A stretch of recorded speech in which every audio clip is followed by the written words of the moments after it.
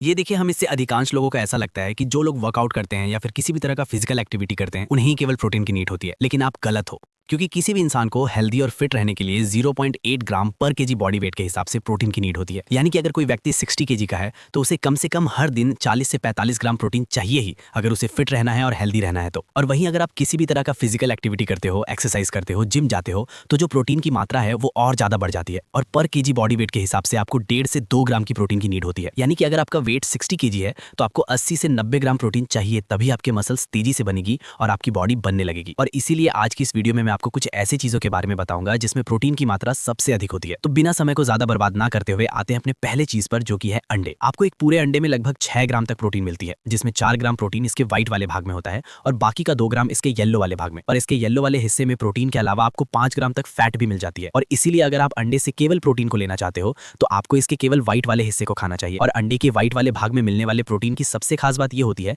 कि यह हमारी बॉडी के द्वारा पूरी तरीके से एब्सॉर्ब कर ली जाती है और जिससे इसका पूरा फायदा हमारी बॉडी को मिलता है। लेकिन अगर आप अपने वेट को गेन करना चाहते हो तो आप इसके येलो वाले भाग के साथ साथ पूरे अंडे को खा सकते हो। लेकिन ध्यान रहे कि अगर आप इसकी येलो वाली पार्ट को खा रहे हो तो आपको एक दिन में 4 अंडे से ज्यादा नहीं खाना है। लेकिन अगर आप सिर्फ उसके व्हाइट वाले हिस्से को खाते हो तो आप एक दिन में 8 से 10 अंडे तक भी खा सकते हो। तो अब हमारी जो दूसरी चीज आती है वो है सोयाबीन, और ये हमें बहुत कम दामों में बहुत अधिक मात्रा में प्रोटीन प्रोवाइड करवाती है। आपको 100 ग्राम सोयाबीन में लगभग 50 ग्राम प्रोटीन, 30 ग्राम कार्ब्स और 0% के आसपास आपको फैट मिलती है। यानी कि प्रोटीन के लिए ये बेस्ट चॉइस है। लेकिन सोयाबीन को खाते वक्त आपको एक बात का ध्यान रखना है कि आप इसका एक दिन में 100 ग्राम से ज्यादा सेवन ना करें, क्योंकि इसमें फाइटोएस्ट्रोजन नामक एक हार्मोन होता है जो कि हमारी बॉडी के हार्मोन को डिसबैलेंस कर देती है और जिससे कि हमारा हेल्थ भी खराब हो सकता है। इसीलिए आप इससे प्रोटीन तो ले सकते हो, लेकिन इसका प्रयोग कम मात्रा में करें। तो अब हमारी जो तीसरी चीज आती है वो है मूंगफली, और ये भी प्रोटीन का एक बहुत अच्छा स्रोत है। आपको 100 ग्राम मूंगफली में 28 ग्राम प्रोटीन, 16 ग्राम कार्ब्स और लगभग 50 ग्राम तक फैट मिल जाता है। और इसीलिए अगर आप अपने वेट को गेन करना चाहते हो तब तो आप इससे प्रोटीन को ले सकते हो, लेकिन आप अपने फैट को लॉस करना चाह रहे हो, वेट को लॉस करना चाह रहे हो,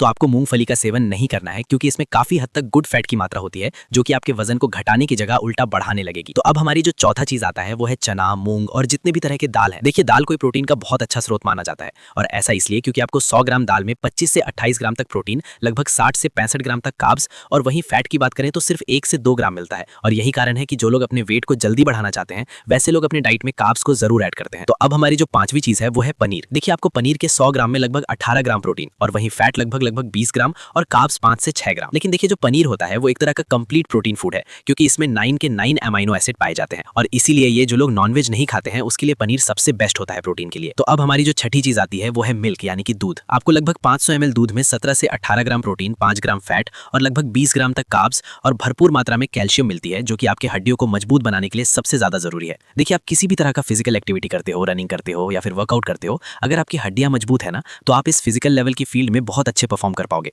लेकिन मिल्क में जो प्रोटीन मिलता है ना वो एक स्लो डाइजेस्टिव प्रोटीन होता है, यानी कि जल्दी से नहीं पचती है। और इसीलिए अगर आप मिल्क से मिलने वाले प्रोटीन का पूरा फायदा लेना चाहते हो तो आपको रात को डिनर के बाद और सोने से 10 से 15 मिनट पहले पीना चाहिए। तो अब हमारी जो सातवीं चीज आती है वो है मछली। देखिए, अलग अलग मछलियों में प्रोटीन की मात्रा अलग अलग होती है, लेकिन जो मछली अंदर से सफेद होता है इसमें प्रोटीन की मात्रा अधिक पाई जाती है। आपको 100 ग्राम मछली में 25 ग्राम प्रोटीन, 1 से 2 ग्राम फैट और लगभग कार्ब्स 7 से 8 ग्राम तक मिल जाती है। देखिए, एक तो मछली में फैट की मात्रा कम होती है, ऊपर से कार्ब्स भी कम होता है और इसीलिए ये गुड सोर्स ऑफ प्रोटीन माना जाता है। और यही कारण है कि बड़े बड़े बॉडीलेस प्रोटीन के लिए मीट की जगह मछली को खाना पसंद करते हैं। तो अब हमारी जो आठवीं चीज आती है वो है मीट, यानी कि मांस। देखिए, अलग अलग तरह के मीट में प्रोटीन की मात्रा अलग होती है, लेकिन प्रोटीन के लिए जो सबसे बेस्ट सोर्स माना जाता है वो है चिकन ब्रेस्ट, क्योंकि इसमें आपको इसके 100 ग्राम में लगभग 150 ग्राम तक प्रोटीन मिलता है और फैट की 0% यानी कि 0 ग्राम फैट। और वहीं कार्ब्स की बात करें तो वहीं 35 से 36 ग्राम कार्ब्स मिलता है। तो ये 8 तरह के हाई प्रोटीन फूड थे जिसे आप अपने डाइट में ऐड करके अपने प्रोटीन इंटेक को पूरा कर सकते हो। और ध्यान रहे कि बॉडी बनाने के लिए प्रोटीन सबसे ज्यादा इंपॉर्टेंट होता है, तो आपको प्रोटीन तो जरूर ही लेना है। तो हमें नीचे कमेंट करके ये जरूर बताएं कि आप अगली वीडियो किस टॉपिक पर देखना चाहते हो,